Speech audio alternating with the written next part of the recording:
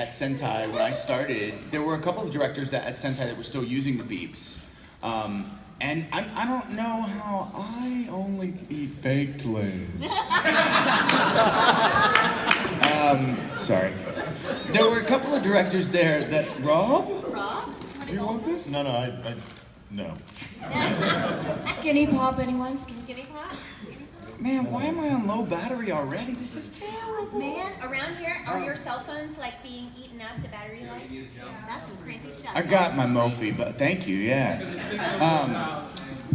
So yeah, you know, we're used to, my first anime ever was a 50 episode series that like, I just trained hardcore on, you know? So it's when I hear you mention that, I'm like, oh yeah, we sort of just automatically listen for our character's Japanese equivalent and just chase it, you know? And I think I've gotten to a point now where I'm not just chasing it, I can come in pretty much, you know, maybe a beat behind. But, you know, I really like both styles. When I first worked at Funimation, I had trouble with the beeps putting me in my head, so my reads would sound really sort of stilted a little bit, or not as organic, not as just natural. But, you know, I'd been doing it for years, and that went away pretty quickly. And now I actually like the difference. I like both of them in different ways. I don't have to think about the other stuff when I'm working at Funimation, and that works for that. But the other one works just as well too. That's what I learned on. So you know, I was in the very first one that ADV ever did 1,000 years ago, and you want to know, this is how bad it was. This is when the company just started and they really didn't know what the hell they were doing, and so they said, okay, here's what we'll do. We're going to do this almost like an old 1920s radio play, where they put all the actors in a room in a sound studio, and we all had a mic. We all had a mic, and the script, it was on paper. Oh, that's how long ago. Yeah. And they put us in the room, and they had the screen, and they were playing it, and we were going to just jump in and do our lines. Yeah, they thought that's how you did it. That's how, this is how you record anime, or cartoon, whatever. And so I was the star, and so I came in, I had like the fourth line, but there was these two other girls that had lines before me, and so girls go, get that. They mess up. Okay, stop, start again. Oh my goodness. And so, girls, fuck up. What's the role that has destroyed your voice the most? What's the role that has destroyed your voice the most? The role that has destroyed your voice the most. Akame, because there was a lot of grunting and like, you know, and that just became my favorite one. Thanks for coming, everybody. We got to wrap it up. Thank you. Dragonball Z. Indeed. It all started from myself back in 1999. Yeah. How old were you then, punk? Yeah, exactly. He wasn't alive. I was doing Mr. Satan before you were alive. Damn, that makes me feel old. All right, you have to leave now. You remind me of how old I am. No, you can say that. What? What? We're trying to do a panel. I know. So rude. So, yeah, for myself, it started back in 1999. Josh and myself we met earlier, a few years earlier in 1995. Yep. We were both attending Kim Dawson's Acting Conservatory of the Southwest. Herbs and innuendo there. You know what I mean? Yeah, a lot brownies, a lot of good brownies. Yes, a lot of baking innuendo. That's what it's a lot of it. Yeah. So yeah.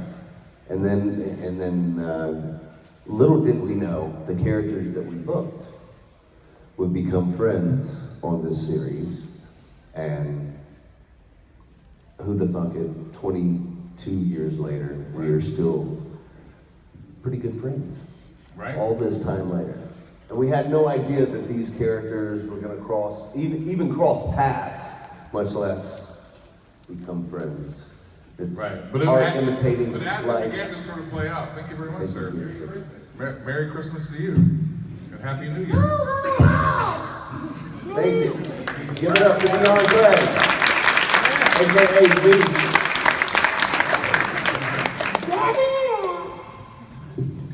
So that is pretty much the story of, well, really our friendship, beginning in our 20s into ending up on this show, and the other many, directions our lives have taken. But Josh and I have remained friends all these years, and are really pleased to kind of see where Hercule and Mr. Satan, and Majin Buu characters' relationship was kind of taken, and we've been able to see a little bit ahead too now in Super, and kind of pick up what's going on there, and it seems to be a really genuine friendship there, A lot of love between Mr. Satan and Boo.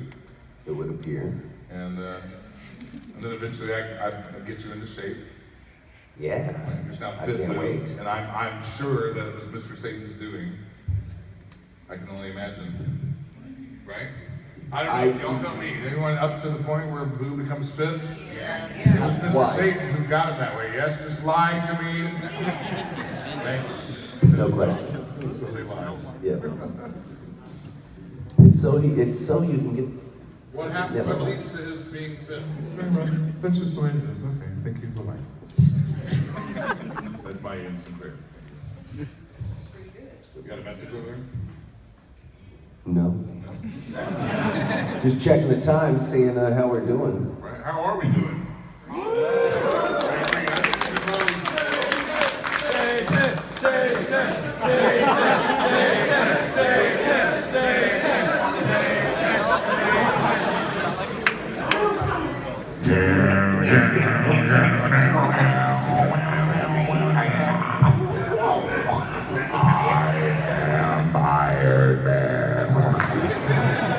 Yes.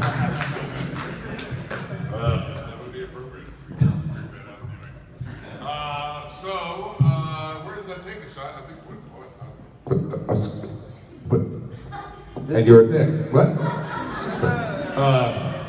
No, I guess we should open up some questions here. We've kind of talked long enough. Let's see if these We guys set it up. You have got- some questions about our Say- lives and our coming up in the world of entertainment.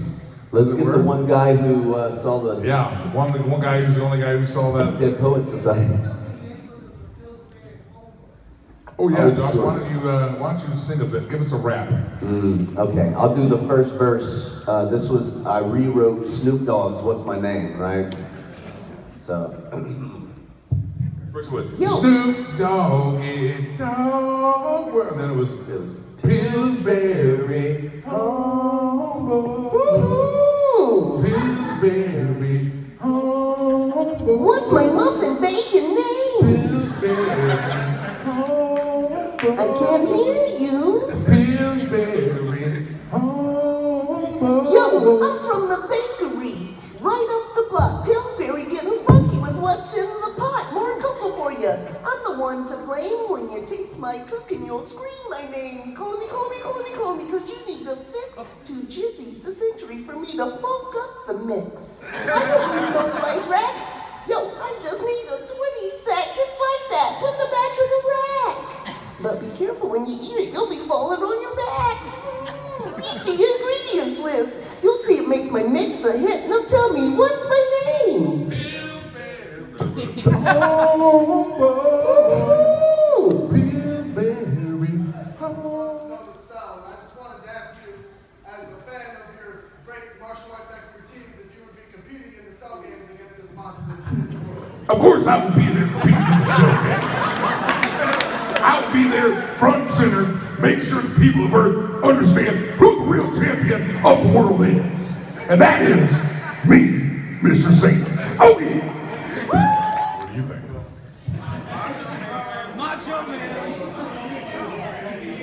Some good guesses.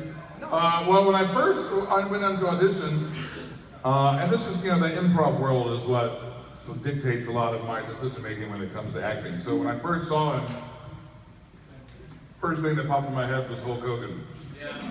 He had a Mahogan stash, and the pose they had him in, he had a championship belt on, and other than the big giant afro, he looked like Hulk Hogan to me. With the,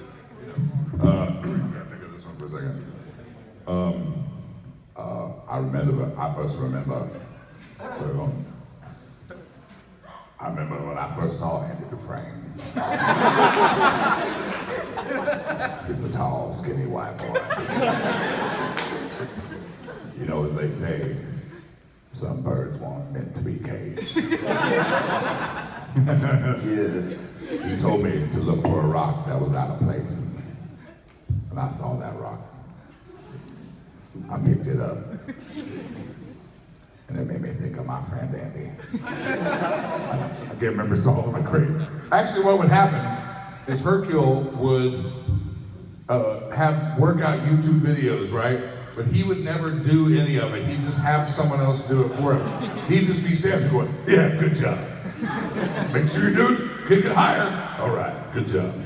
He would have someone else do it for him, kind of like Xenoverse, where he trains you, but he has other people train you. Yeah. Am I right? Am I right on that? I think I'm right on that. Dynamite kick. Megaton punch. I think he had the Hercule. I know. Anyway, I can't remember. I was gonna say Black Hat. If Dan Hibiki and Hercule faced off, who do you think would win? We already know the answer to that question, sir. Mr. Satan kicked Dan Hibiki's sorry little Street Fighter ass. Back to Konami. Or whoever made that game. Is it Konami? I was right. Okay, cool. I sat in front of that game long enough, I should remember who made the damn thing. Pumping quarters in there until some 10-year-old Asian kid came up and kicked my ass. He was, kid. What else? He does a pretty good Satan. Do it. Do it. I'll beat you up! Oh my God! Run! We're all gonna die! Oh yeah! I turn you into chocolate! He'll do it too. He's not mine. Oh God! I got a tummy ache. I get all the pudding! Give it to him. Live shows and tricks. Yeah, that makes me like it. I'm so glad I don't do that voice. Rick was here yesterday. I'm Tiny Rick! Tiny Rick, motherfucker! We were able to afford To beat Boo. afford to beat Boo? To beat. To beat Boo! You know, Hercule did get 100 million zenny for defeating Boo and saving the world, which he ultimately turned over to Goku. So what I'm thinking is of Hercule, who has his own city. I believe there's a hospital in that city named after him as well. The stadium, in which the whole thing, he owns a lot of stuff, man. So yeah, I think if he's giving away 100 million zenny to Goku, I think he can afford that shit. A spin-off show that's just called Buu and Satan. You know, or Satan and Buu, however you want to do it. Satan and Buu sounds better to me, just because Satan's first. But anyway, just I always thought it'd be almost like a father knows best kind of thing. Like Hercule, single father, raising a daughter, while his knucklehead crazy friend who tries to kill people and turn them into candy. You know, right? Exactly. It does. It has a very sitcom, slapstick, comedic quality to it that I think can actually really work. And so. If anyone knows Akira Toriyama, Spread the word. Just make it once, known that the people want to that- see yes, Boo and Satan in prime time. right, just their own show, We're Anime's odd couple, all right? right? We might as well have a The sitcom. Boo and Satan Show. Complete with the Freeze, you know? We'll do the whole Three's Company intro. Exactly. They don't know what Three's Company is. They've never seen Three's Company in their life. Come and knock on my door. We've been waiting for you. Where the kisses are hers. I'm gonna drink this water. Oops. That's right. Yeah. I love this. Well, I need to bring along because they're afraid of dogs. If you haven't seen that episode, spoiler alert. The aliens